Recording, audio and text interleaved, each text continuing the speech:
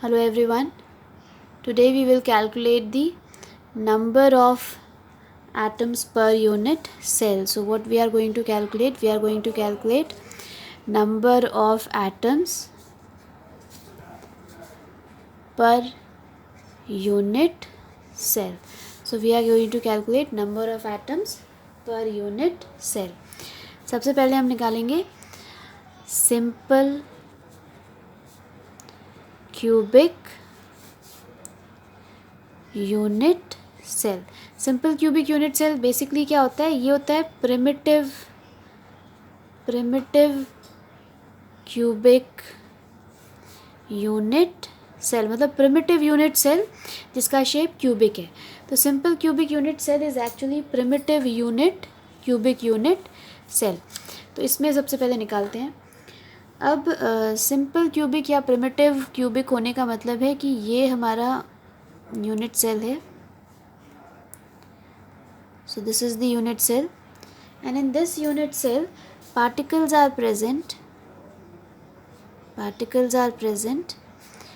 only at the corners. particles कहाँ present है? particles are present at the corners.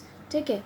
अब एक चीज़ हमें यहाँ पर समझनी है और वो ये है कि यहाँ पे देखते हैं कि an atom at the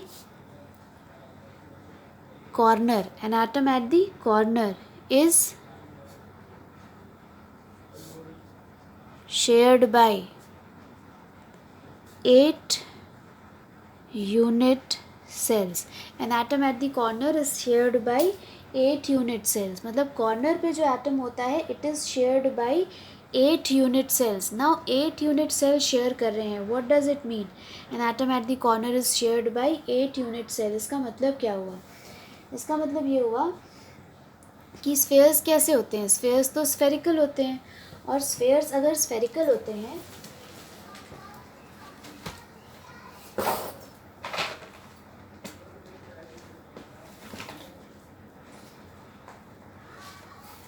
तो if the spheres are spherical, तो मान लेते हैं कि ये यूनिट सेल है और इसके कॉर्नर पे मैंने ये स्फेयर रख दिया है. ठीक है. तो ये स्फेयर है ना, तो थोड़ा सा पोर्शन क्या है इसका, इसके बाहर निकला हुआ है. तो बगल में एक और यूनिट सेल है, तो उसने इसको शेयर किया. अब यहाँ पे भी इसके कुछ पोर्शन बाहर निकले हुए हैं, तो एक यूनिट सेल जो होगा वो यहाँ हो जाएगा. ठीक है. यहाँ वाला भी बाहर निकला हुआ है, तो हम एक यूनिट सेल जो है हम यहाँ पर भी रख सकते हैं. We can place 1 unit cell here. एक यूनिट सेल हमने यहाँ पे रख दिया. ठीक है. तो 1 2 3 4 हो गए. अब ऊपर भी कुछ पोर्शन निकला है, तो ऐसे ही 4 यूनिट सेल ऊपर भी होंगे.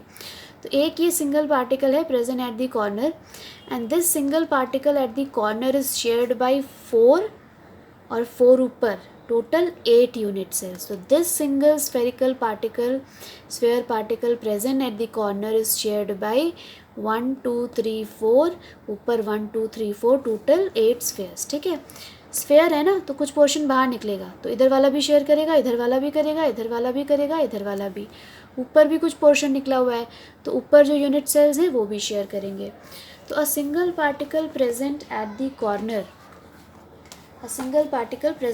Corner is shared by 8 unit cells. तो अगर 8 यूनिट सेल्स उसको शेयर कर रहे हैं, if a single particle is shared by 8 unit cells, then contribution of each atom present at the corner is equal to 1/8. है ना. अगर एक हमारे पास एप्पल है और 2 लोग शेयर करें तो दोनों को आधा आधा मिलेगा ना. तो एक स्फेयर है और 8 लोग शेयर कर रहे हैं, तो सबको कितना मिलेगा? 1/8 1/8. तो contribution of each atom present at the corner is 1/8. Okay. तो 8 लोग शेयर कर रहे हैं, तो हर यूनिट सेल में कंट्रीब्यूशन कितना हुआ? 1/8. So contribution of an atom present at the corner is 1/8. अब हम सिंपल क्यूबिक में निकालेंगे नंबर ऑफ एटम्स. तो number of atoms per unit cell in simple cubic, कितने कॉर्नर्स हैं? 8. Contribution at each corner is 1/8, तो 8 8 कैंसिल हो गया 1. तो सिंपल क्यूबिक में number of atoms per unit cell कितने आ गए? 1। अब सेकेंड हम निकालेंगे, सिंपल क्यूबिक का निकाल लिया। Now we will calculate body centred unit cell, that is BCC. Now what happens in BCC? Suppose this is a unit cell. So in BCC unit cell, particles are present at the corners and one of the particle is present at the body center. ठीक है, one of the particle is present at the body center. अब corners का तो हमें पता है contribution कितना है, 1/8, पर जो बॉडी सेंटर्ड है मतलब बीच में प्रेजेंट है उसका क्या होगा भाई? तो यहाँ देख लेते हैं, an atom present within the body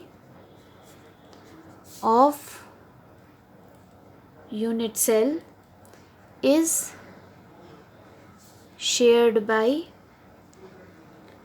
no other unit cell.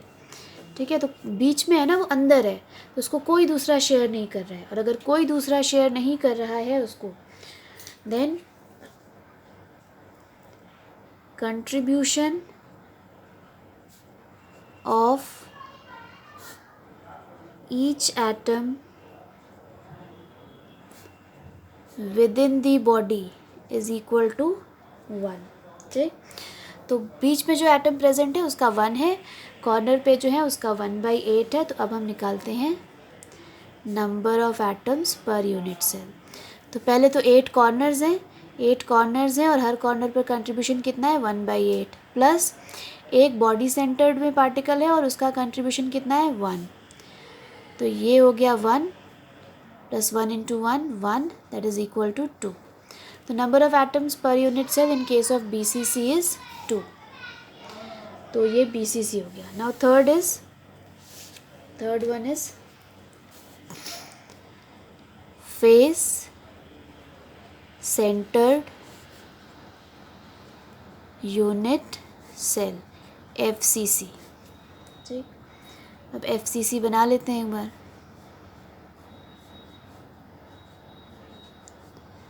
ये FCC है, FCC में क्या होता है, particles are present at the corners, particles are present at the corners and at the center of each faces। 1 2 3 4 5 6 faces होते हैं। ठीक, corner का हमें पता है कंट्रीब्यूशन 1/8 होता है। जो फेस पे प्रेजेंट है उसका कितना होगा, फेस ये है ना, अब ये है स्फेयर, आधा अंदर है आधा ऊपर है, तो एक यहाँ ऊपर भी होगा। तो जो फेस पे है उसको कितने लोग शेयर करेंगे, उसको 2 लोग शेयर करेंगे। तो particle present at the face is shared bye the particles present at the face is shared by 2 atoms, 2 unit cells। तो कंट्रीब्यूशन कितना हो जाएगा, 1/2 हो जाएगा। तो यहाँ देख लेते हैं, an atom present on the face is shared between 2 unit cells। तो इफ 2 यूनिट सेल्स को शेयर कर रहे हैं, then contribution of each atom on the face is equal to 1/2। Then contribution on of each atom on the face is 1/2। अब अगर हम number of atoms calculate करें, तो number of atoms here it is equal to 8 corners, contribution 1/8 plus 6 faces, contribution 1/2। तो ये हो गया 1 और ये हो गया 3। तो number of atoms per unit cell हो गए 4। तो FCC फेस सेंटर्ड में number of atoms per unit cell हो गए 4।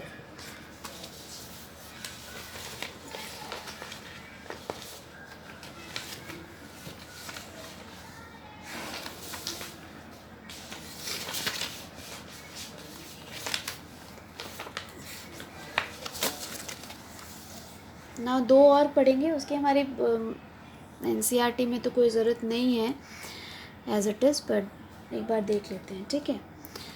तो the other one is and centred, ठीक है। एंड सेंटर्ड, एंड सेंटर्ड में क्या होता है, एंड सेंटर्ड में क्यूबिक अरेंजमेंट तो नहीं होता है वैसे, तो क्यूबिक तो नहीं होता है, तो ऐसा कुछ बना लेते हैं, क्यूबिक नहीं है ये, ठीक है।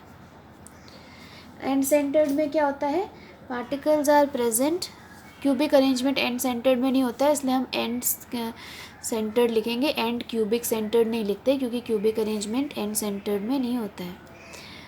तो particles are present at the corners and centred में, particles are present at the corners and at the centre of any two opposite faces, ठीक है। अब number of atoms direct calculate कर लेते हैं, क्योंकि हमें कंट्रीब्यूशन पता है। तो 8 कॉर्नर्स पे हैं और कॉर्नर्स पे कंट्रीब्यूशन है 1/8, 2 फेसेस पे हैं और फेस पे कंट्रीब्यूशन है 1/2, तो 1 इसका हो गया और 1 इसका हो गया, तो टोटल हो गया 2। एंड सेंटर्ड का कितना हो गया, 2, ठीक।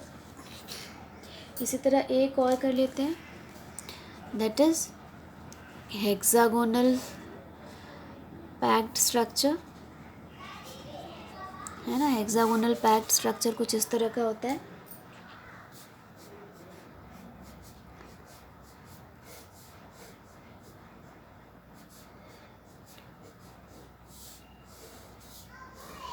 ठीक है, पार्टिकल्स कहाँ कहाँ प्रेजेंट होते हैं,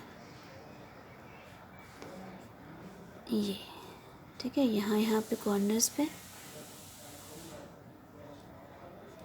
तो 6 ये हो गए,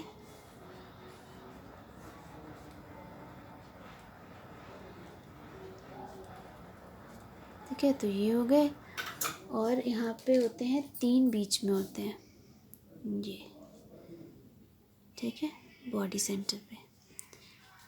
तो ये, अब अगर इसको बनाने की कोशिश करें और थोड़ा सा समझने की कोशिश करें, तो यहाँ पे क्या होगा, यहाँ पे एक यूनिट सेल और होगा, ठीक है, और ऐसा ही एक यूनिट सेल यहाँ पे भी होगा, ठीक है, ऐसा है ना, ऐसा, ये, ठीक। तो ये वाला जो पार्टिकल है, ये वाला, इट इज़ शेयर्ड बाय 1 2 3, ठीक है, 3 यूनिट सेल इसको शेयर करें। तो ये जो कॉर्नर्स पे प्रेजेंट है, they are shared by 3 unit cells, 1 2 3। कितने कॉर्नर्स हैं, 1 2 3 4 5 6, 6 ऊपर और 6 नीचे। तो टोटल हमारे पास नंबर ऑफ एटम्स कैलकुलेट करके देखते हैं। तो कॉर्नर्स कितने हैं, 6 ऊपर 6 नीचे 12, और इसको शेयर कर रहे हैं कितने, 3 यूनिट सेल्स, तो 1/3, ठीक, प्लस ये फेस पे है, तो इसके ठीक ऊपर होगा, फेस वाला जो होता है 2 यूनिट सेल्स उसको शेयर करते हैं, तो फेस के सेंटर में कितने हैं, 2 हैं, तो 2 × 1/2, प्लस 3 बॉडी सेंटर में है जिनको कोई शेयर नहीं करेगा, तो ये हो गए